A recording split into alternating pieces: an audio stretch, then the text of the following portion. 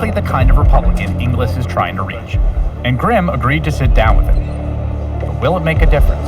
I was from maybe the reddest district in the reddest state.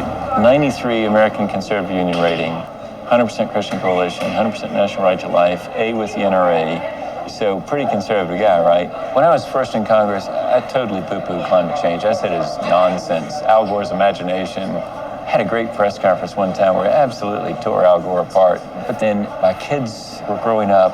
My oldest, who just turned 18 when I was running again in 2004, said, I'll vote for you, Dad, but you're going to clean up your act on the environment.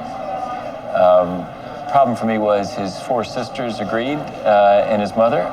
And so I had this new constituency that could change the locks on the doors. That's and so the most important constituency. I had to respond to this constituency, you know? So that was part of it for me. And then the other was I got on science committee when I got back to Congress, went to the South Pole, saw the ice core drillings, saw the evidence.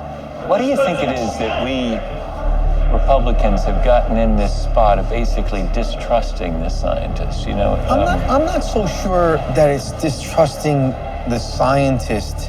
What Republicans are afraid of is if we give more credence to climate change, that it's going to be, you know, the call, the cry for more rules, more regulations.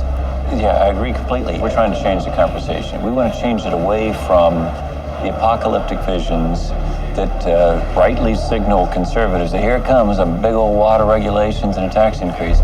We want to change it to a conversation about reasonable risk avoidance.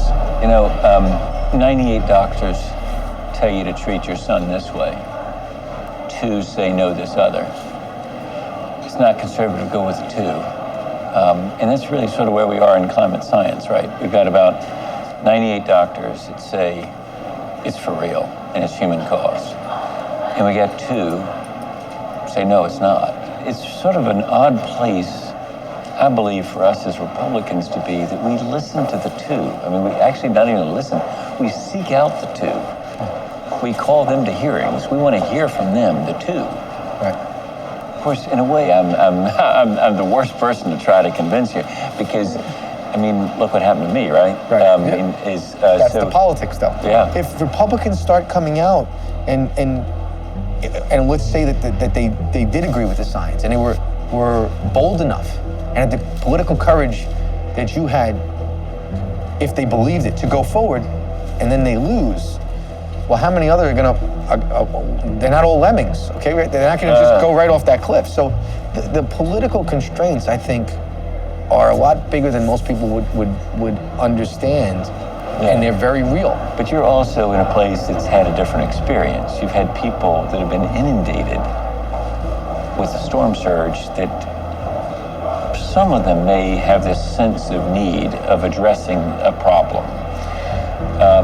That may give you some room to move that others don't have.